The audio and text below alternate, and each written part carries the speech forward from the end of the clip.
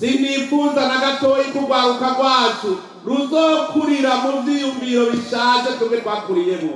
Dushaka kugwaruka rwacu rukura ari abarundi bateza imbere Uburundi kugira igihugu cyacu kibe igihugu cyifashe. Duhingura ivyo dufise, duhingura ivyo dufise.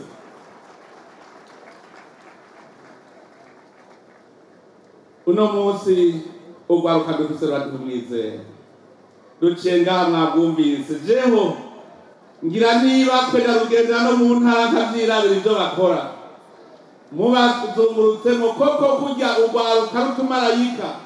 Ugwaruka ni novuga nti ni mutima mweranda rukoresha.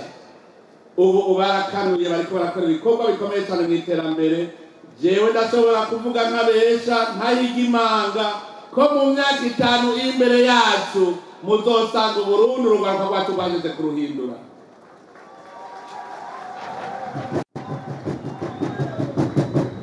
Ngo turere ubwo rwaruka rwacu tururerera mu nzira nziza tuvuga tuti baze bakure bavuga bati Uburundi bwacu igihugu c'amata n'ubuki nk'uko Imana yakidusezeraniye.